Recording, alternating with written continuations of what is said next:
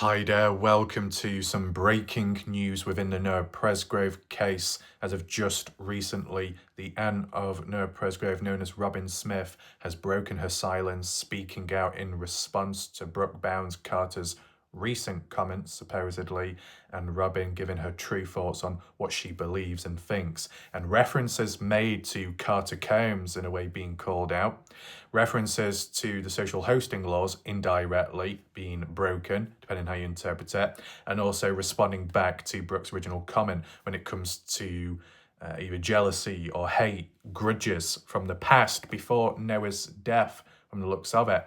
Could any of this link back to Brooke Bounds Carter's comment, which could have been interpreted as a threat, and in regards to Noah Presgrove, dark secrets from the past being unearthed and family members not wanting that to come about? Well, we're going to try and tie it all in together today, and as well make references to kind of like Ashley Chadwick's stance originally on the social hosting laws, and with them not agreeing with signing it, and I believe Robyn Smith tied in with that, but have things changed and shifted since?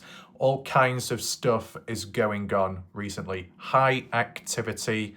I'm here to cover, document it. We saw a recent outbreak of a crazy claim made about Noah Presgrove and what he may have done to a party girl or two at the party or at past one. If you want to learn more about that shocking claim and why we're here right now, be sure to catch up on my recent videos. You will find them top right corner of the screen where the eye symbol is up there. And for people that may not have an eye symbol top right corner, you will need to click on the gear icon on the playback button part, the timeline, and then I think it's annotations or so, turn on, and then it will show the outlines up there. You'll find a playlist and you'll find the previous videos last few days. Really hard hitting, really important, and welcome to those that have been watching since, and new viewers, of course. Welcome to those that are currently hearing this live premiere once again. In recent time, the amount of people watching, very positive to see, considering it felt like the case was dropping off. But last few days has been about 70 plus people watching. Last night there was at max 86 people live, which was quite shocking. I wasn't expecting that. Who knows how many could show up tonight, but it is a very important time. It is heated, it is explosive. We're going to look at the post, what Robyn had said, and in response to Brooke's specific comment and try and interpret where it came from, and even possibly look at the comment section on Facebook in regards to other people's replies and what they had to say. I might not get through every single one because there's quite a lot, but we'll just read out and acknowledge the ones that really stand out. So that's the order of how we'll do things today, and then tie it on with other previous material, which is just as important, and I'll give you my thoughts along the way. If at any point you want to share your thoughts, comments, questions, drop them down below under this video. It will help with spreading awareness of the video and the case overall, and I can respond back to them later. And if you do want to support this channel, such as in an anonymous way, such as in you don't want greedy YouTube taking the percentage cut, majority of it, well, down below, pinned message in the comment section at the top, some additional links by me, one of which PayPal. Big shout out to those that have done so in recent time. Shout out to Popski for their presence in the chat recently. Obviously good to see. And if anyone does join late at any point, you don't need to worry. My videos are here to stay, at least for what's in control or what I have control of. The videos are here to stay. You can always catch up on them. So with that all being said, let's start the video off right now. This post was on the Justice for Noah Presgrove, the family-run, family-moderated page, which includes Robyn Smith as like an admin or a member of some sort, hierarchy, and then others along the way, probably Ashley Chadwick, maybe the grandmother, etc. That's like the caption response, and then below it's like a small little screenshot, and we'll read it in order. 9 hours ago. This has been reposted on other Facebook pages, as you would expect, including Reddit, I believe. So we'll see it from different sides and what may follow next. But Robyn says, let's address this comment, as you see down below, where it's highlighted in blue, right here. Brooke Bounds Carter You can try to come up with all the narratives you want. We are jealous. Noah was a predator. We have long-standing grudges against Stevie Howard. But we know they're all lies. The fact is, Avery and Carter Combs, through a party, supplied the alcohol, and my nephew is now dead because of that. Point blank. No way around it. Culpable liability all damn day long. So you and Stevie Howard can go right off with all your little excuses and BS. P.S. Wasn't it Carter Combs that was trying to play like she didn't even know who Noah Presgrove was? I'm pretty sure it was. So the only little correction I would like to add in, because it wasn't directly in the words of Robyn Smith, if I just make a correction, a bit about Avery Carter through a party supplied the alcohol, comma, and my nephew is now dead. You could interpret it as now dead as in because of the alcohol in the first place, or indirectly there is a role and responsibility because of the social hosting laws rules, and if there is a murder and somehow driven through alcohol, as in Noah Presgrove under the influence of alcohol, his reflex, his reaction timing, he's a bit more vulnerable, and if he is walking away by himself, and others are charged with anger or frustration taken out on Noah and driven by the fuel of alcohol, you can see how it kind of links all in together with that theme. But it's just interesting how you can interpret it here. Whilst Robyn Smith doesn't mention anything directly about social hosting laws being broken, you could interpret it as that because of Avery and Carter doing a party and supplying alcohol. And normally when you hear that reference, that line within the case is, oh, these girls, these people supplied alcohol to underage people, to Noah Presgrove, who is under the age of the legal age of drinking, and now he's dead. That can be interpreted social hosting laws. There needs to be justice for Noah in terms of his death. There needs to be justice for Noah in terms of those that supplied alcohol. But the reason why it stands out to me, interpreting that way, because I'm sure Robyn Smith was more so on Ashley Chadwick's side in the past when it came to not wanting to sign the petition because it wouldn't have done much good. And based off that note, let's just do a reference point from the words of Ashley Chadwick herself right now. Listen in. One being, and starting off with, is the petition. With the petition, we as family were not asked or notified about it, any of the such, when it all first started. We kind of learned about it through like people sharing on Facebook.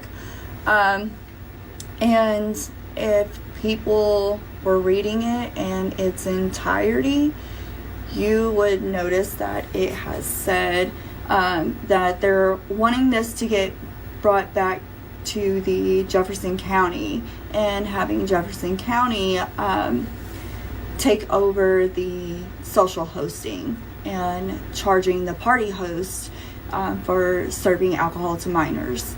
So when it comes to that specific charge, that is a one charge. It is not for each individual minor or underage drinking, whichever. So basically, if this was to follow through, they wouldn't even be in jail for very long. The party host has retained an attorney, and if it's a good attorney, they would act swiftly. So you're looking at maybe just merely hours in jail, if anything. So basically, it'd be just a slap on the hand. So what would that mean moving forward? Not really anything. It would just be, okay, so got it done, it's over with. That's pretty much it. So we don't condone in this. This isn't something that it's a no. Like, it's just a no. We all have not signed it. We have not pressed it. We have not pushed this because we don't agree with it.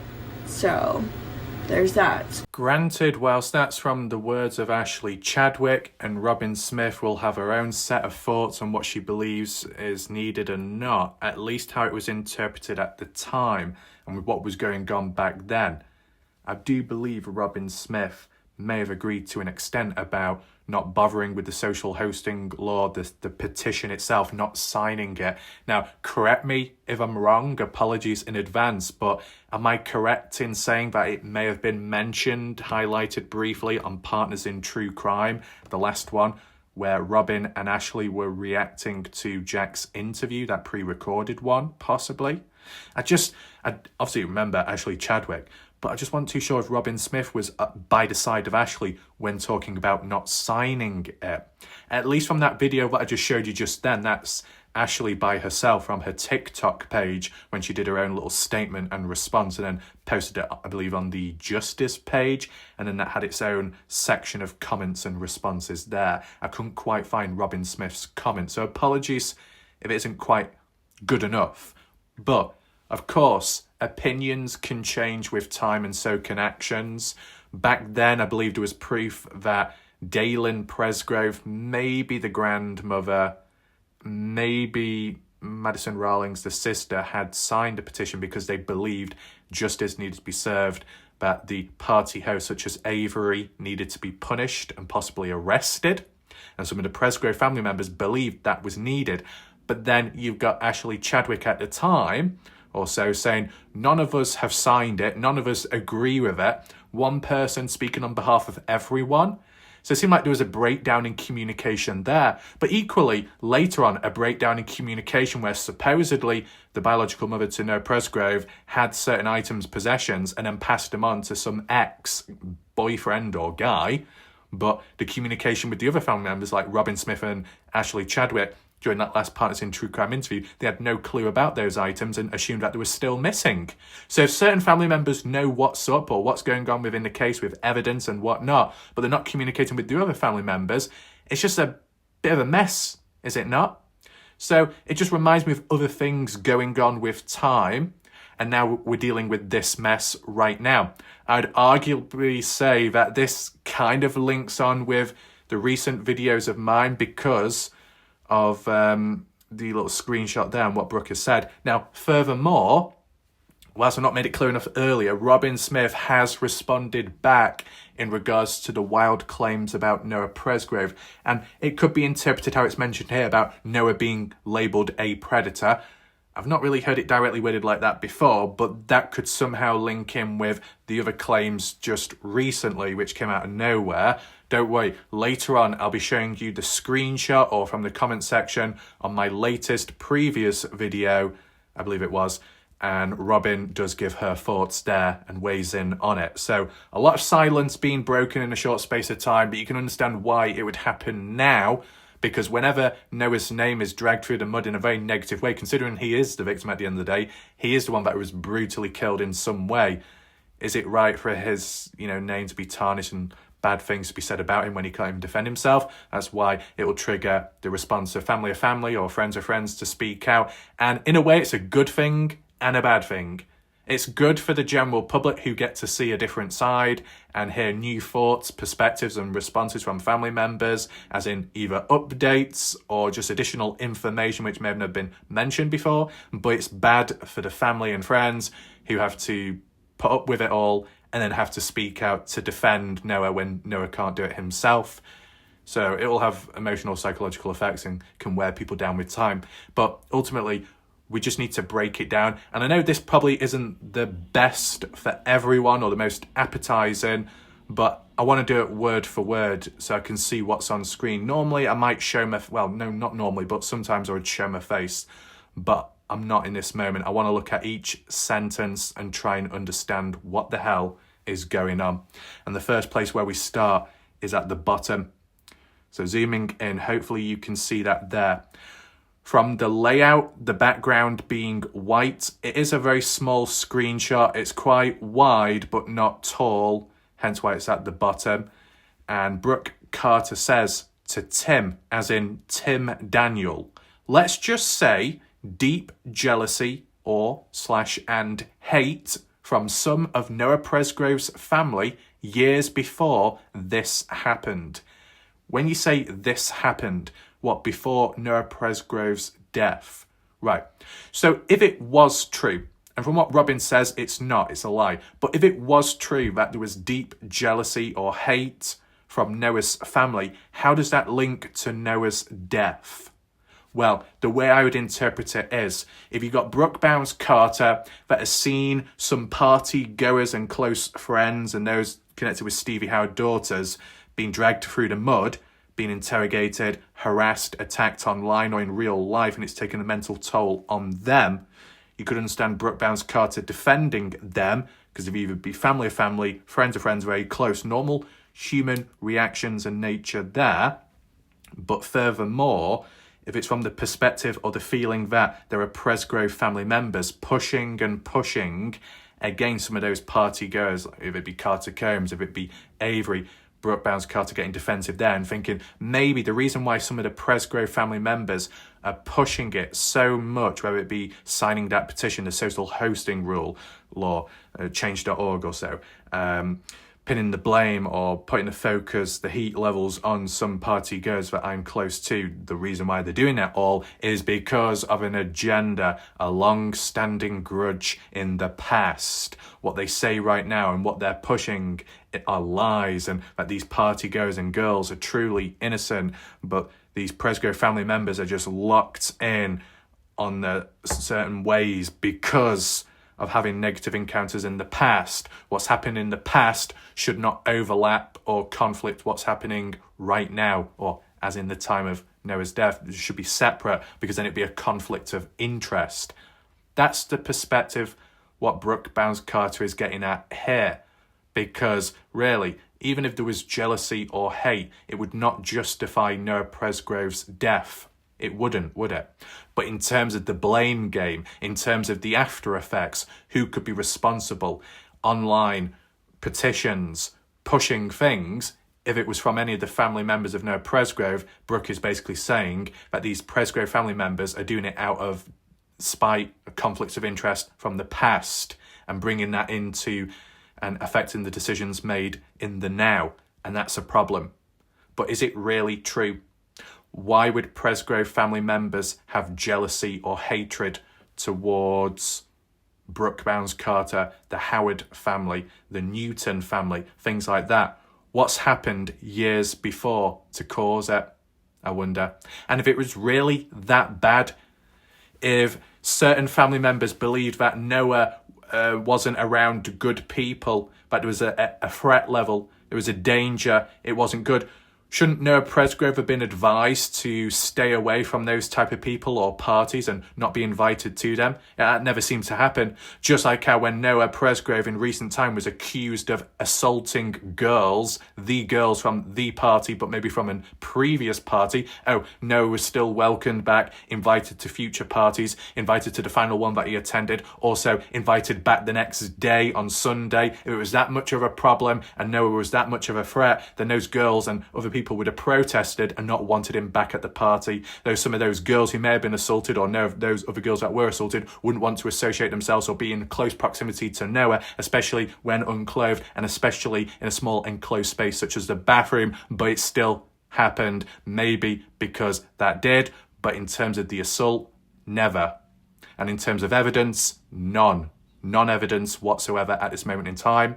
There's also counterpoints or a comment on YouTube about either Noah getting attacked because he was defending girls that were abused or something like that at the party, and I'm thinking, wait, what? Not heard that before. And then there was another person, Queen Cobra, that also called me out in recent time, that impetuous individual, but also recently mentioned about Logan hiding Noah's phone and placing the fridge on top of the phone, which I'm guessing maybe the phone on top of the fridge. I don't think you'd go to that length to lift a heavy object. And I'm thinking, what the hell's coming up with all these stories? It's a bit all over the place. And it might sound a bit wild to you right now, me reiterating it. I'm just doing it off my memory and telling you now before I forget. Maybe, if time, I'll try and get to it later on in this video. There's a few little bits and bobs that do need to be tied up. But, at the end of the day, if Noah Presgrove is a problem, then people should make it clear. People wouldn't want him there, but people wanted him there. So, yeah, it just contradicts it, doesn't it? Just like here, in a way, that if there was deep jealousy or hatred and family members didn't like those type of people, you'd think that they wouldn't want Noah around those type of people either, but Noah was still around them. So it seemed mostly okay.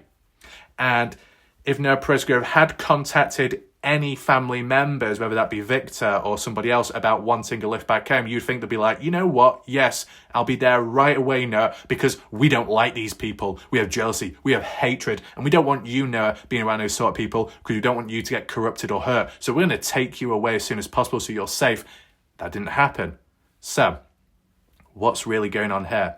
What I will say, though, one thing that seems more certain is from this photo and screenshot, highlighted in blue, appears to be from a live premiere chat of my video in recent time.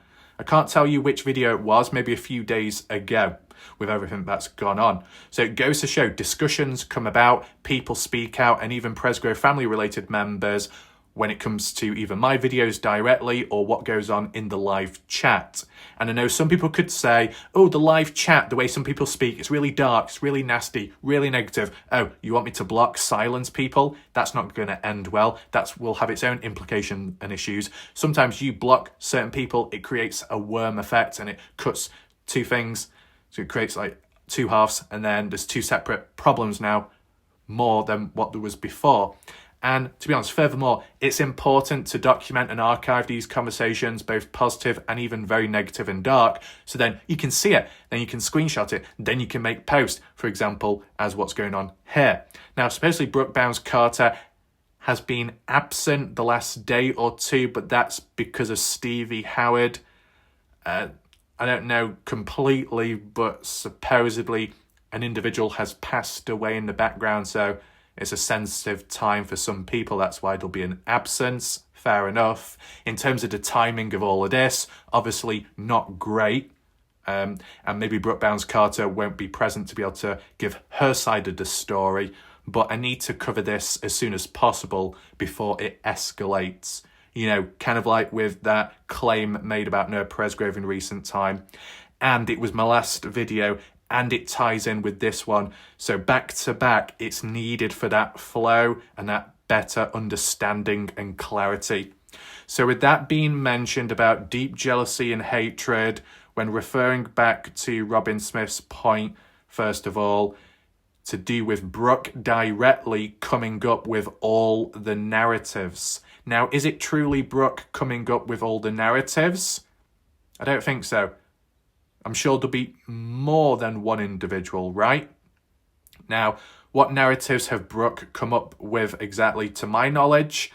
I can't remember because I wouldn't have been around all the time, all over the place. Maybe the story change, switch up that was included recently by Brooke Bounds Carter was suddenly the mention of the possibility that maybe Noah wasn't involved in a hit and run, but he was in like the back of a trailer vehicle, asleep, got up or somehow rolled out and then died that way.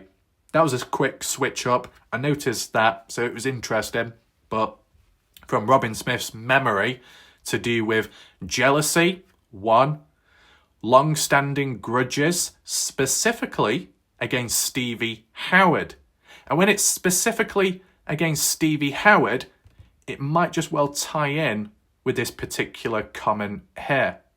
Now, this was some time ago now, and Brooke Bounds Carter was responding back to somebody else in a comment, so the full context is not provided here. But though, whilst Brooke may have been responding to another person, what's mentioned here still involves the Presgrove-related family members in a way, so it makes me think back to this, about long-standing grudges, claims made about that against Stevie. Why would Presgrove family members have a grudge against Stevie? What has Stevie done to them? At least from what Robyn says here, it's all lies. They've got no issues with the Howard family or Stevie exactly. But, adding on that, the fact Avery and Carter threw a party. Just those two people.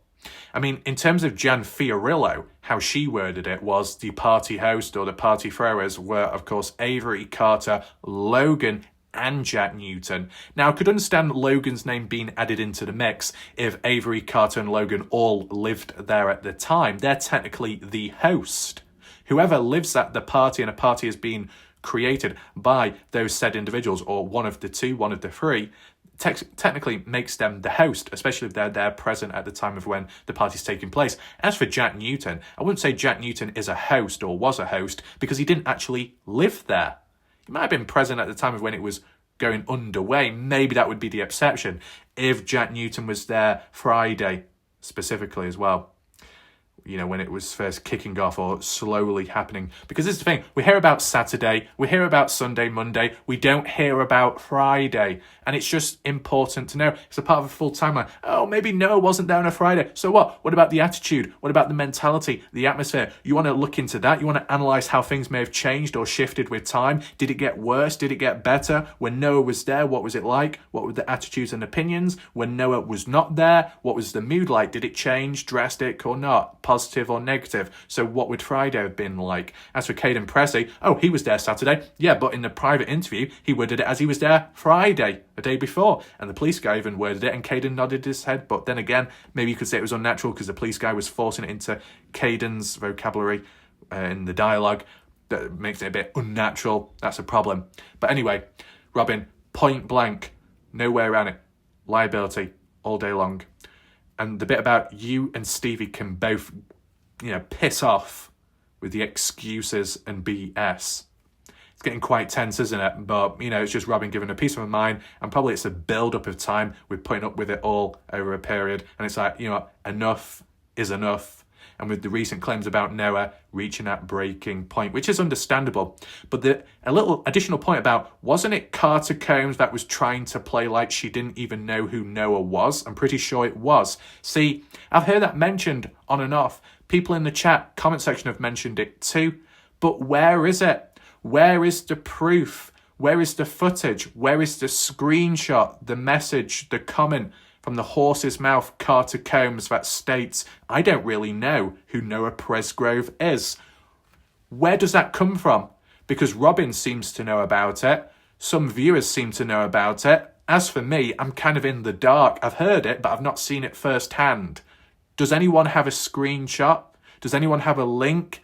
Let me know in the live chat or the comment section, because it would be important to look at. See, this is the thing. It won't just be Carter Combs. You got to look at it from Caden Pressey's point of view. Caden Pressey, in the Partners in True Crime public interview, made it clear that in the past, he met different people, met the likes of Jack Newton, then Jack Newton introduced Noah to Caden, and Caden was friends with Noah that way. Met in the past, met in car parks, drinking and whatnot, meeting up with Avery, Carter, those lot. Different individuals hanging out in town, not much to do. Fair enough, long-time friends. So when you think of Saturday, long-time friends. When you think more so of Sunday, morning, breakfast time, the gang going out, who did it consist of?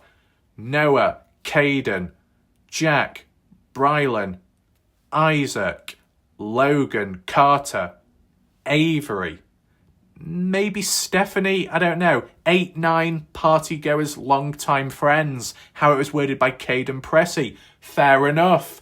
But when it came to a month before that interview, the private police one, Caden Pressey worded it, or maybe not the police recorded one, apologies. Maybe it was mentioned in the Partners in True Crime Part 2, never released before interview, that hidden one, where Caden Pressey mentioned, well, when I went down to that party house for the first time, it was the first time I ever came across Avery and Carter Combs and possibly Logan, because he worded it as the girls. First time I came across those girls arriving at that party. So why did Caden Pressey say that he came across those same said individuals years back?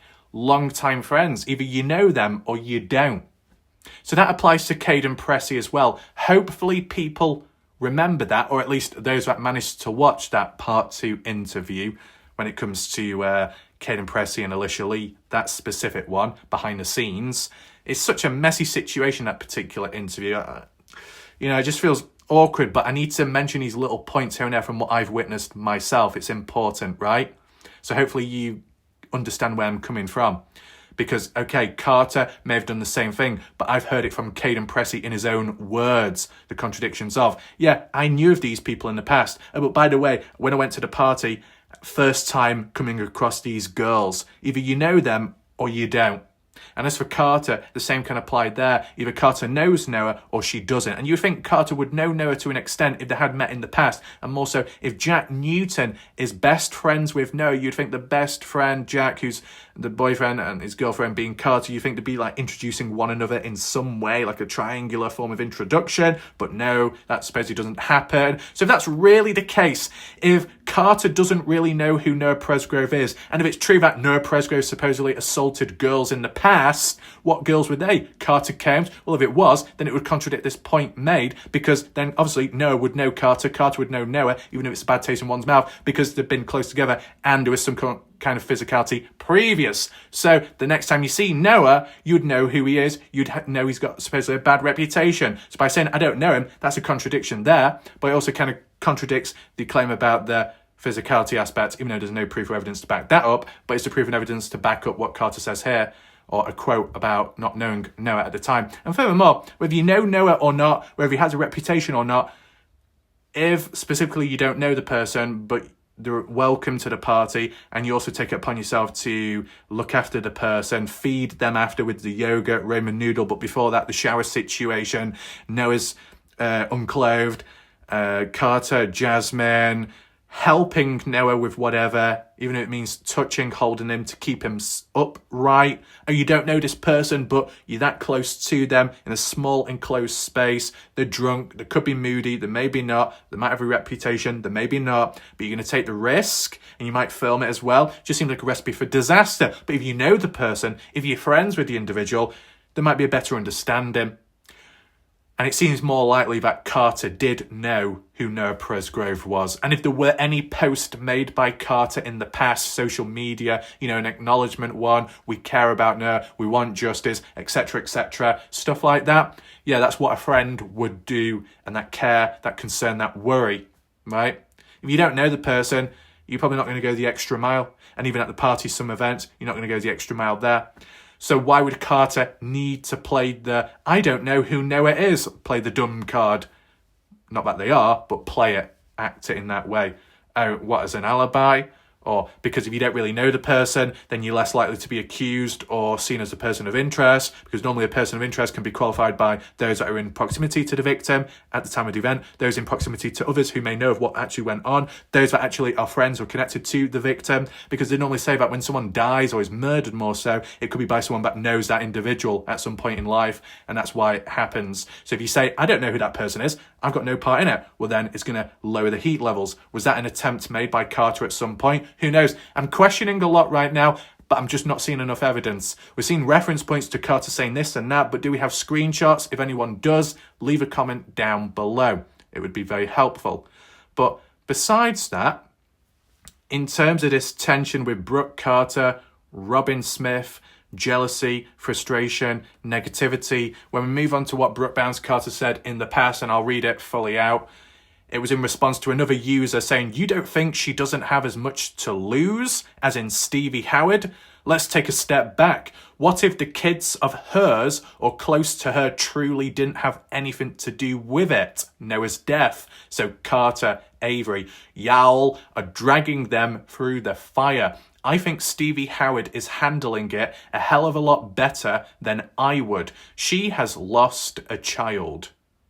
What does that mean? What, as in the past? You think her heart doesn't break for Noah? He was extremely close with them. She wouldn't wish that on anyone. She wants this case solved as much as the family does. Well, if Stevie Howard wanted the case solved and cared, would you be saying the lines such as, well, if us, adults are so evil and responsible, well, if we were responsible for Noah's death, we would have done a better job at covering it up so no one would find his body. We've seen it. It's been documented. Not great choice of words by Stevie Howard there. It was a bit unusual for it to come out, but just thought I'd mention it. Anyway, he was extremely close with them. She wouldn't wish that on anyone. Stevie wants this case solved as much as the family. This is a hell of a lot more information on this case and the family that isn't being said out of respect for the family. What does that mean then? Let me try that again. There is a lot more information on the case about Noah Presgrove and the family that isn't being said out of respect for the family. What family to the family? The family being Noah Presgrove's and the other family being what? The Howards, the Newtons? But in yellow where it gets really important. Brooke says, as a suggestion, I would back off. You push the mama bear, Stevie Howard, so far into a corner, she won't have anything to do but start swinging back. And when I say she has stuff that I assure you, Noah Presgrove's family doesn't want to come out. I would just keep my mouth shut. So what's that about? The stuff about Noah Presgrove's family? Or the stuff about Noah Presgrove which Noah's family does not want to come out? Is that because Noah's family is aware of it? Or that they're not aware but it could harm, tarnish them or cause them pain and suffering because of something that Noah Presgrove had done? You know, dark, dirty secrets, airing out dirty laundry, which Noah may have done or been accused of. Is that what links back to the reference there by Robyn Smith about the narratives that Noah was a predator? Where did that come from? What, accusing... Get off, you bastard. I hate it when it does that. Accusing Noah Presgrove of inappropriately doing things to other people? Is that what's being suggested? Was there really a time where Noah Presgrove was accused of a predator? I've never seen that mentioned before, only recently of assault, and that came out of nowhere. But anything bad about Noah Presgrove, true or false, does it link to what's mentioned here about Brooke Bounds Carter knowing something and being aware that someone like Stevie Howard, if they've got nothing to lose and they're backed into a corner, that they will fight back and they will reveal the darkness about either Noah Presgrove or Noah Presgrove's family? At the end of the day, how relevant is it to the case, though? And how relevant is it to the outcome and death of Noah? How relevant is it to getting justice for Noah? Or is it more so out of a last-ditch attempt of not so much damage limitation, but dragging other people down with you when things are not quite great? At the end of the day, this can definitely be interpreted as a threat. But is it a threat by Brooke Bounds Carter, or more so Brooke Bounds Carter simply being a messenger warning people that someone like Stevie Howard can be a threat and you don't want to piss her off because she will be a danger to you and reveal things that you don't want to hear or see, or at least have the general public hear about? Now, was it ever mentioned? Did it ever come out? Don't think so. Brooke Bounds Carter did say in the future that, well, the context isn't showing here, so you don't know the full story. Well, even if this is in response to somebody else and somebody else said something very nasty, it's not good. And of course, Brooke Bounds Carter or whoever else being attacked by that other individual in a comment thread has the right to respond back, of course. But to then bring in Noah Presgrove's family about dark or dirty secrets directly about the family or Noah, that just seems a bit unnecessary. If the nasty comment was by an individual from the Presgrove family member, then it would make more sense directly aiming it towards them, saying about, you keep pushing your luck and saying those bad things, then we'll reveal those secrets that you don't want to see or hear or the public wants to come across.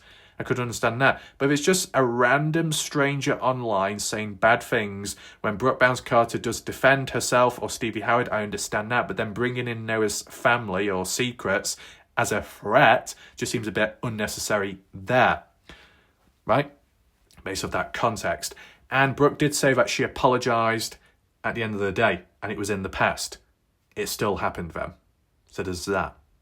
And even if it's just in the moment, heat of the moment, it wasn't truly meant. When it comes to threats, if you say something like, if you keep talking, I'm going to make your mouth stop moving, or I'll make you stop breathing. Whoa, that's a threat. That's bad. That's not good.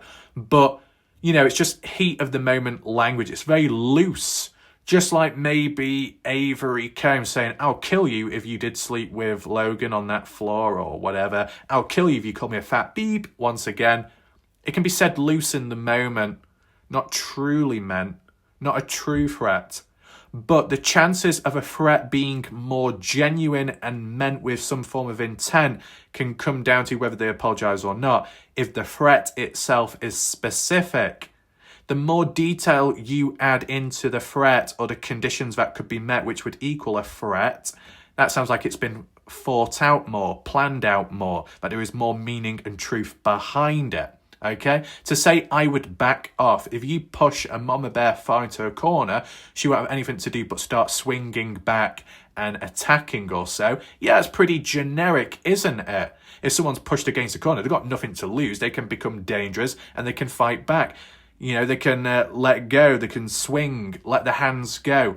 Yeah, fair enough. But then when you add on and say, and when I say she has stuff, information that I assure you Noah's family doesn't want to come out, I just keep my mouth shut. Did that extra sentences have to be added on there? It makes it sound very specific. Now, to say that I'd keep my mouth shut, well, if someone like Robyn Smith has responded just recently to Brooke Carter, has told Brooke and Stevie to go F off, at a time right now where supposedly Stevie Howard's mom has passed away and it's been an upsetting time for some people in the background, because it not being the right timing, with supposedly Stevie already losing a child, whether that's meant as Noah, because Chloe's seen as a child, seen as a son to them, even though not biologically or by blood. If that's the case, they've already lost, and they might lose more in the future, and they get to the point they've got nothing more to lose, and they're in a sad place, a negative time, whether that be Stevie more so, or Brooke. The conditions here, which were mentioned by Brooke in the past, that if you keep pushing, if you don't keep your mouth shut, things will be revealed. And now you've got this just recently, and the timing of it all, could it bubble over? Could it then lead to the threat being fulfilled? A months-long threat from the past resolved, went dead. Does it creep back up again now and explode and cause more harm? But what good would it do? What harm would it cause? Does it help the case? Does it push for justice? Or is it a step backwards? Is it an obstacle? Does it slow things down? Could it change, turn, flip the tables upside down, and then you don't know who to trust or what to think anymore? If there is darkness amongst the Presgrove family, as it's claimed, allegedly, or amongst Noah. Is it necessary? Is there a way around it? Who knows? But I just wanted to present this to you because it's very recent. What we're now looking at is the actual page itself, so I can scroll down and then we can see the comments. And we're just going to keep it to the most relevant for now, because sometimes when there's too many comments, it can overload the system. This person, Rachel, I don't understand how the adults haven't been charged with anything. This is truly disturbing. So I'm guessing adults being charged as in who, Avery, birthday girl, party host at the time. You know, more comments there. What would you charge them with? A 21, 22-year-old party where 17, 20 years of age drank alcohol, charged about as petty as it gets. And I guess in the words of Ashley Chadwick, even if there was some kind of charge with having an attorney already and being a good one, that Avery would get a slap on the wrist, it wouldn't do much good. And I think the other point was about some people not signing or not wanting the social hosting law or follow-up on that or justice there, because it could cause double jeopardy within the actual case for Noah Presgrove and cause issues. So it depends which way you look at it. Adults have admitted to hosting the party and providing alcohol, I thought. Never heard that. Interesting. So there'll be a lot going on. You can pause the video whenever you like to catch up on the comments, of course. There will be more added along the way, and there will be additional pages. But I was just wondering if there was any other family members commenting, right? If you don't have supportive things to say about this family after they've lost a great young man, shut your mouth. Well, there's that. This group of people are disgusting. And then we got Jan Fiorillo, key individual who we've heard of previously. Troll, signed Wikipedia. Troll is a person who posts offensive, provocative messages online or in real life to trigger a reaction or cause harm to others. Okay, so we've got a bloody dictionary here. I get that, fair enough. See, this is what I mean. you got the light side, you got the dark side. Some within the dark side could be trolls. Some within the light side can be trolls. It goes both ways. And then there are people in between who are just completely clueless individuals who cause harm all over the place. I've been on the receiving end of it as well, as some of you will be aware of in recent time. It says a lot. What a disgrace. Why hasn't the party host been charged? Corruption, money, not taking action. See, take in mind that from what Jan Fiorillo said, that a weekend before the party, there was a previous one, weekend before. It was reported to police. By who? Don't know. For what reason? Not sure. Was it followed up though? No. So it kind of sets a tone as to maybe the attitude of, if anything else was to be reported after that, would police bat an eyelid, turn a cheek? Probably. Maybe. And as well, when it comes to supplying alcohol to underage people, was it true that some people arrived at the party already drunk? Maybe that's a separate thing that needs looking into. Right. Okay, so it's pretty much all in agreement with one another. Prayers. Yeah. Don't see any key names at the moment. We've got Winter, of course. Justice. And once again, you can pause the video whenever you would like to. It could be mentioned by other people on other pages as well. Maybe a separate video will do that. What's this one? Annie Elise 10 to Life. Right, yeah. So Annie Elise True Crime Channel has covered the Noah Presgrove case, 1 or 2 videos. But, you know, big channel, they tend to just cover one case, one video, and then move on. But that's what most true crime channels do, right? Because not everyone has the stamina that I has. And, you know, other channels, because they want to grow and keep on growing, they move on to the next hottest trending case. It's not always a bad thing. I understand why people do it. But I think those that stick around on a case for some time and do what they can, because there are a minority that do that elsewhere, they should be acknowledged just as much, if not more.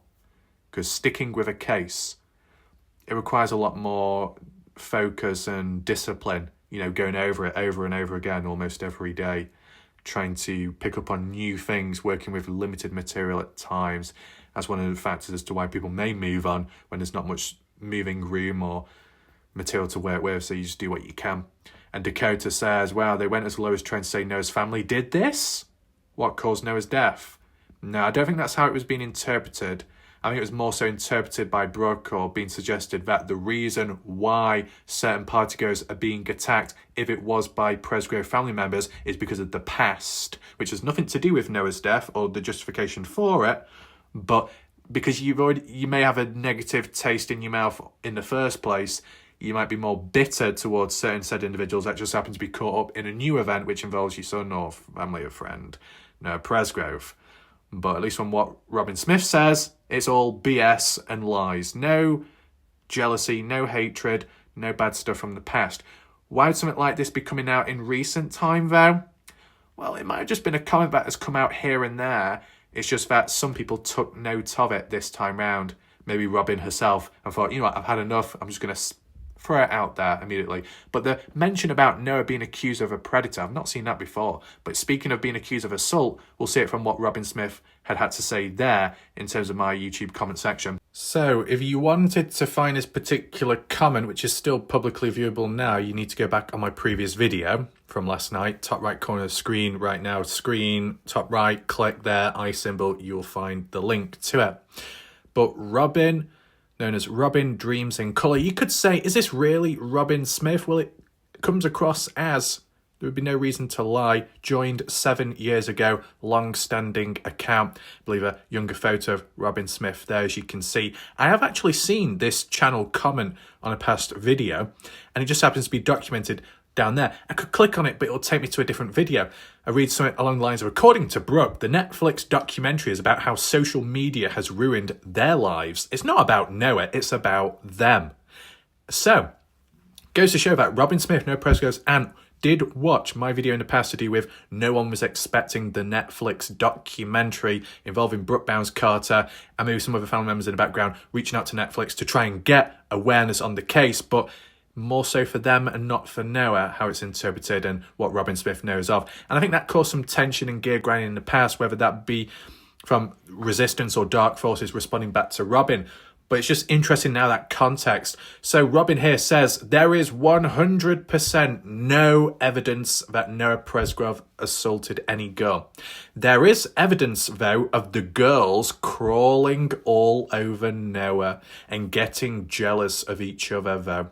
The fact that these people are willing to resort to this nastiness says more about their character and values than anything else. They are disgusting people.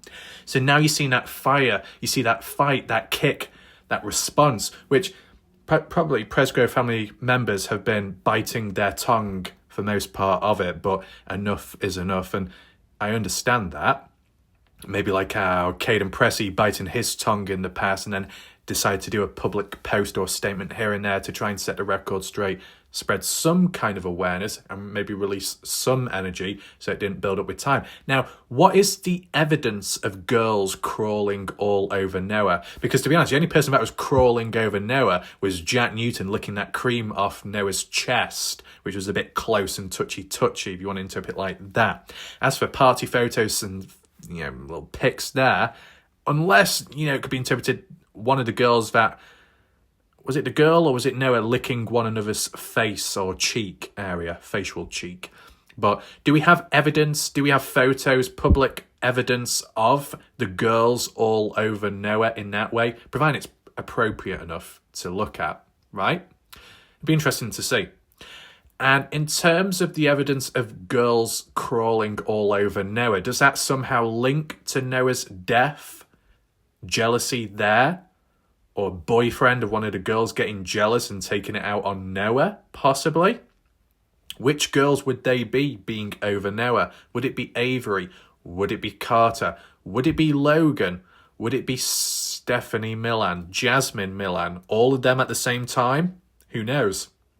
But in terms of responses, what else do we have?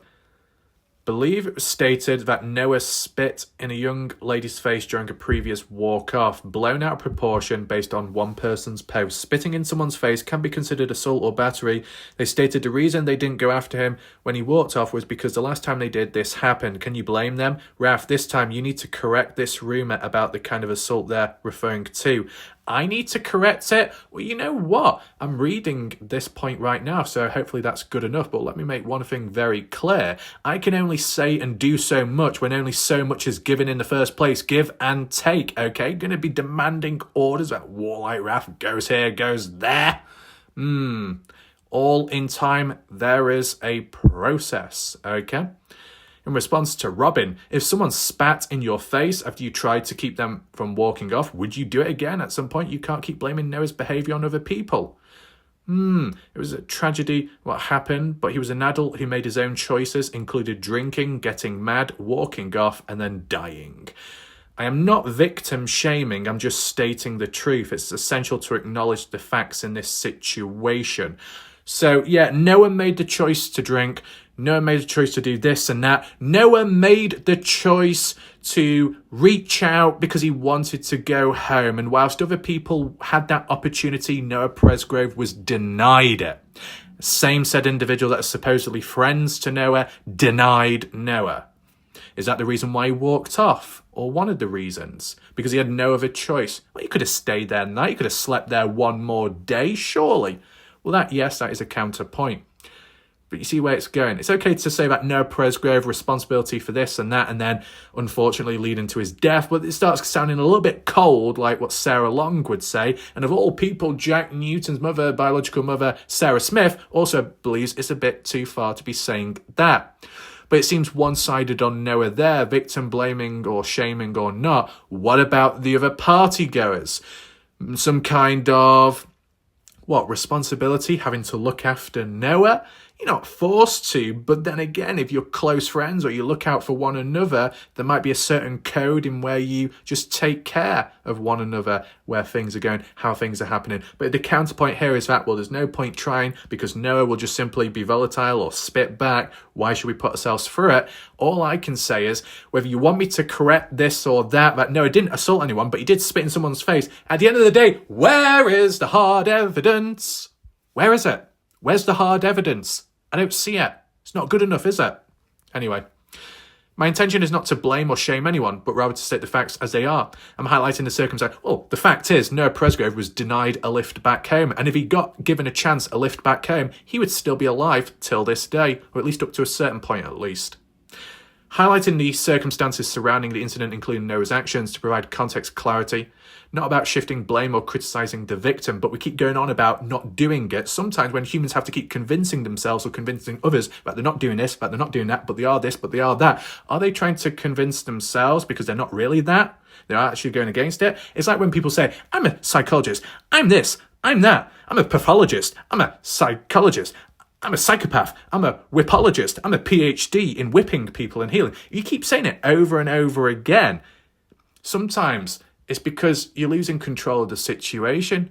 You got to reiterate the points at repetition to make the words and language bold to even convince yourself that you are that you claim, or convince others. And that's a lack of control, right? Like when people over and over again say, this is not for Noah, this is not about Noah, we should be focusing on the case, we shouldn't be attacking anyone, we need to stop the drama, we need to stop this, we need to stop that, oh my god, I keep breaking my nails, what are we going to do about it? Fuck all's going to happen if you just keep talking about it, right? I've monitored and analysed it in the past when it came to humans in the Dylan Rouse case, constantly going on about, this is about the case, this is for Dylan, this is what should matter, we should leave the other stuff at the door, we shouldn't bring in the pettiness, we shouldn't have the drama or conflict, let's do better, let's stop breaking these ties, let's create a safe place, let's keep going over and over again. And did any action take place? Did it get better? No. An endless repetitive cycle. Constantly using the same words and language like a broken record is the same thing that I'm seeing in the Noah Presgrove case community at times. So I kind of get where it's going. But let's just see. Now, what I think that is very important to look into is warlike wrath. What, to look into me? Or asking me to look into something. And this is by Justin Time. Not Justin Roy, but somebody else. I found it intriguing that Michael Facecast deleted an entire post on the discussion page about hacking. Apparently, someone shared screenshots of Michael admitting to hacking into people's accounts, searching IP addresses to obtain personal information, and requesting individuals to share their firewalls. Actions are alleged federal offences. Moreover, it's been informed that Michael has doxed individuals across multiple platforms, including your live chats, video comments, Facebook groups. Doxing is also a federal offence. I hope someone has documented evidence of his behaviour, as he should be held accountable. His actions may pose a significant liability to your YouTube account and social media presence. I find it absolutely interesting how this individual is trying to say that Michael Facecast's actions linked to me, or the consequences could then lead on to me and backfire on me, taking me down with it. No. This is warlike fucking wrath, one-man army. If other humans want to misbehave or act out, they can do so, whoever they are, wherever they are, whatever they are. In chat, in comment section. If you want me to censor or delete this or block that, then what evidence will you have in the future? Cretin-type, peasant-like mentality. What is going on, right? Because what happens when I do block or censor this? Oh, you're blocking people. Oh, we've got no more evidence anymore. We can't do anything. This person's gone underground now. We're never going to be able to trace them again. See, just like the overall theme of this video, the reason why we're here, the reason why Robyn Smith has spoken out, the reason why we've learned more in between now is because of my videos, because of the live chat, because of what people contribute, good and sometimes bad, and other people get to witness it. Okay? There's been knobs in the past that have acted out. They may have been punished. They may have been taken out in different ways, not by me, but just in general on YouTube. Did it have a negative effect on me? No. Did it drag me down? No. But were there attempts where people were desperate to try and get me involved in stuff so then I would drag myself down and divert attention elsewhere? Possibly. Has that been done this time round? Yeah. Is it working though? No. But interesting how this person comes out of the woodwork all of a sudden. There's a lot more here. If you want to read it, feel free to do so. But yeah, it seems like a person coming out of the woodwork all of a sudden. Misread your statement, too late for discussion, enough evidence to make arrest. And what I do want to mention, like how we said, some questionable individuals, not apologies about that, not questionable individual. This is a different person who I've never seen before, completely different. Jorge Garcia says, "Are you serious? Girls were sexually assaulted and Noah was murdered trying to stop it." So more than one party girl was assaulted sexually by someone or something. Is the hard evidence? I've never heard this before. I've never seen it before. If we're referring to a suggestion, a rumour that you had Avery, birthday girl, oral activity with someone's father, was it consensual? It comes across as it was, and Noah walked in on it and he wasn't supposed to see it and he was silenced that way. I don't think that would tie in with what's mentioned here. So this could be a completely different thing, but I've never seen it before. And as Annoyed Mama says, is this a question or a statement? Because it comes across as a statement, but I don't see any hard evidence. So is this another attempt on top, more so in defence of Noah Presgrove? So already we've had a ridiculous claim made against Noah, and now we're getting a loose claim in defence of Noah's death, even though no evidence can be backed up. Both of these examples are somewhat weak in structure. If they can be backed up with hard evidence, then fair enough, but I'm not seeing that just yet. Now, there was one other comment, and credit to anyone else that has left comments in between. This one, Queen Cobra. Yes, they have questioned or attacked me previously, but we'll just see what they've got to say here. Bit of an impetuous individual, let me just add. Why did Logan Jernigan hide Noah's phone? He probably wandered off to find it thinking he lost it at the side-by-side rollover or whatever else they were, but why would she, Logan, let him walk off without a phone, all drunk while she had it? Would you not at least give the kid his phone back? She hid his fridge on top of the phone. His fridge! I didn't know Noah Presgrove owns Carter Combs, Avery Combs' party house fridge all of a sudden. I think what Cobra meant to say was that Logan hid Noah's phone on top of the fridge. Not that she hid the fridge on top of the phone. Bloody hell, that'll be heavy. That's why he didn't have his phone and he was looking for it. They thought it was funny. Well, number one, how do we know that Noah Presgrove was looking for his phone in the first place? And number two, where is the proof and evidence that Logan was the one to hide it of all people? I've never seen or heard this before. Anyone in the chat, let me know what you think about this. All in all, that was quite a rather heated, explosive video, and who knows what will come next. Now, in terms of predictions, I never got the chance to predict because I didn't think of it in the first place, along the lines of Noah being accused of this and that, wild claims, desperation, grasping at straws, clutching straws when the previous stuff didn't work, swift change to something else, change up the direction, mess it all up, cause confusion, more disruption. Some people have predicted that, some people supposedly got it right. Do I have any predictions right now? All I would say is, based off the timing of Robyn Smith's post and response, based off what's supposedly going on in the background with Stevie Howard, Brooke Bounds Carter, and based off in between with the reference of you poke a mama bear and there's dark secrets that could be revealed, keep your mouth shut, or else, who knows if past threats come back to light and things open up. All I say is, wouldn't surprise me if that's what all links with that particular threat in the past and there is dark material somewhere of someone, could it be eventually released? But what good would it really do? Who benefits, who gains, and who's destroyed from it? Now, with that being said, hopefully you found this video somewhat interesting. Be sure to spread the message, share this video so more people can see it with the other interpretations and analysis. If you want to hit the like button, that'd be appreciated. And if you want to support this channel, in the pinned comment section there is a link to the PayPal for this channel. And yeah, That being said, my name's Warlike Ref. I'll see you next time whenever that is. Goodbye, good night for now.